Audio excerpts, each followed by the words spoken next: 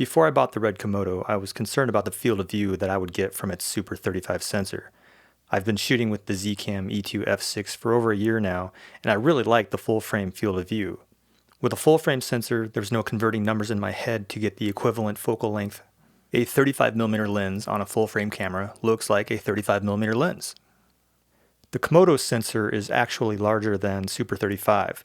It's around a 1.33 times crop factor, whereas the S6G is right in the middle of Super 35 size sensors with a 1.54 times crop factor. Both of these cameras allow you to record the entire sensor, and at first I thought maybe that 3:2 ratio sensor in the S6G would give it an advantage when shooting anamorphic, but looking at them overlaid here, I can see that the Komodo has essentially the same vertical field of view as the S6G.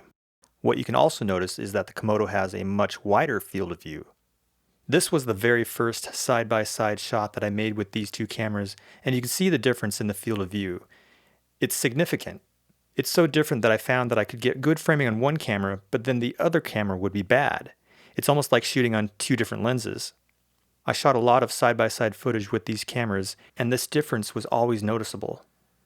I think this is one of those areas where people will have a different opinion about this, but if you give me two cameras that are exactly the same, except one has a wider field of view, I would almost always choose the camera with the wider field of view.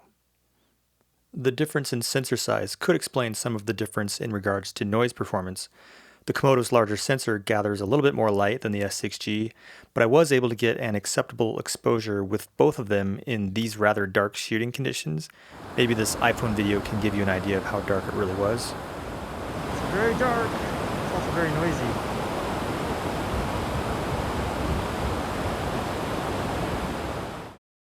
I'm actually pretty happy with the image I'm getting in these low light conditions. This is about as dark as I would ever want to shoot anything in, and both cameras are retaining good color and have relatively good levels of noise. These cameras use the ISO setting in very different ways, and so you have to understand how that affects the image. The S6G, like all current Zcam cameras, changes the gain applied to the sensor at each ISO level. Zcam does this because they can achieve a better signal-to-noise ratio at the expense of a slight shift in color as you change ISO. The Komodo is quite different. It only ever applies a single nominal amount of gain to the sensor. You can essentially ignore the ISO setting because it doesn't change the exposure when shooting RAW. In ProRes, it's very important. The only way to actually adjust exposure is to change the amount of light reaching the sensor or to change the shutter speed. The ISO setting simply gives you a preview of the exposure on the display or external video outputs. The raw data is always captured with a nominal amount of gain applied to the sensor. The ISO setting simply becomes metadata that can be referenced in post. So when you're shooting, it doesn't affect the exposure. This actually makes it a lot easier to shoot. That means you only need to change aperture, ND, or shutter speed, not ISO. The ISO range of the S6G is 320 to 20,000. When recording in ProRes RAW, it's limited to a range of ISO 1250 to 4000. You can set the ISO as low as 320, but it's still the same as 1250. ISO 4000 in low light is substantially better than 1250. At 1250 I get some really strong chroma noise and it looks poor.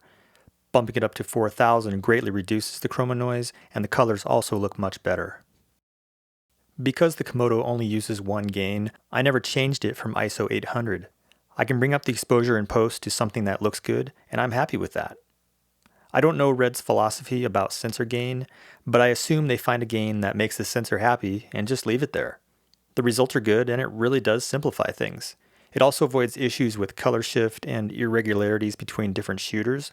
With one gain, the camera behaves the same for everyone. This sounds odd to say, but the noise from these cameras is actually quite pleasant. I'm not talking about the harsh noise from underexposed shots. There can be noise present even when properly exposed. It actually has kind of a film grain quality to it. It doesn't just show itself in the shadows like most cameras do. Both of these cameras can have noise in the midtones, and it's not a terrible thing. It's useful to compare these cameras with one that has good low light performance. Now, this isn't the Sony a7S III, but my E2-S6G does pretty good in low light. It has a dual gain sensor, and it's full frame, so it physically gathers more light. You can immediately see the difference in these shots. The F6 is recording internally in ProRes, and I've set the noise reduction to off. It's much cleaner and smoother than the other two cameras. They really struggle here because they are underexposed. I'll zoom in on the noise here so you can hopefully see it better if you're on a mobile device. If you have a camera with a dual gain output sensor, it probably has better low light performance than these two cameras. The smaller Micro Four Thirds cameras with dual gain sensors like the Blackmagic Pocket Cinema Camera 4K and the Z CAM E2-M4 might even have better low light performance. I think you can see that the KOMODO performs better in this very low light situation. But the noise on the S6G only becomes a problem when severely underexposed. I'll point out that Red Raw has this option for chroma noise reduction. I've kept it on for pretty much all of these shots. It does make a difference, and I'm not sure if this is just a feature in DaVinci Resolve, but you don't get this with ProRes RAW in any other software that I've seen. Now you might be thinking that how you grade this determines how much noise you see, and that's definitely true. And I'll get into that in my next video about how I processed the ProRes RAW footage and got it into DaVinci Resolve, because that definitely plays a part here. But for now, I'm just going to show you some other shots that we've looked at already with the f6 in there, so you can just see how much better a low light performance you can get with a camera that just basically is a lot better all around for low light shooting. Bigger sensor, has dual gain sensor, yeah, just performs a lot better. Like I said, you need to make sure you have the proper amount of light for these cameras, for the KOMODO and the S6G. Let's talk about dynamic range. This is a hot topic in the world of video cameras. It's something that people always bring up when they talk about new cameras. This new camera better have more dynamic range than this other camera, or else. Even when other reviewers like CineD use a Xylochart and Imatest software, people question their results and claim they did it wrong or that they're biased. I don't have any way of doing accurate dynamic range measurements. I'd love to have a Xylochart and the associated software, but that's a couple of grand that I'd rather put into gear. When I first started to look at the footage from these two cameras, I thought that the KOMODO had the greater dynamic range, but after bringing it into Resolve and doing a bit of grading, I'm not so sure. I'm looking at these shots and I'm seeing pretty good results from both cameras. Again, I don't have a Xylochart, so I can't throw numbers at you, but I don't know, it's a tough one to call. I think what throws me off is while shooting, I really don't have to adjust the KOMODO. Like I said, I leave it at ISO 800 because that ISO setting doesn't change what the sensor does, and I'm just getting good results from that, just changing my aperture or my ND. Whereas with the S6G, I need to adjust the ISO to get an optimal exposure, and so maybe that's the difference. It's just kind of throwing me off mentally. The KOMODO has this unique stoplight system to inform you about the exposure. I won't get too deep into it in this video. There are plenty of other reviews out there that go over it. In a nutshell, it tells you how much light the sensor is getting, and in practice, it works really well. There were many times that I would change my shot, and I didn't need to adjust the exposure on the KOMODO. It was still all good according to the stoplights. But I did need to adjust the Z CAM E2-S6G and f6.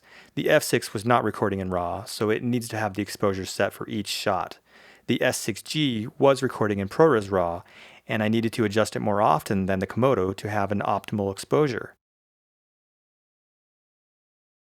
Looking at frame rates and resolutions isn't exciting like dramatic ocean shots and shots with movement, but it's important when you're making a purchase decision. The KOMODO can record up to 40 frames per second in Cinema 6K, and that's pretty good. That would be considered open gate for this camera since it uses the entire sensor. These shots from the KOMODO are actually shot at the stated resolution. I haven't cropped in on them. Because these are in red code RAW, there's no scaling. When you choose a lower resolution, the camera uses a smaller part of the sensor. By the time you get down to 2K, it is tiny and not really useful. It does open up 120 frames per second, but at a big cost to field of view. To set the high frame rate, you go to the recording frame rate menu.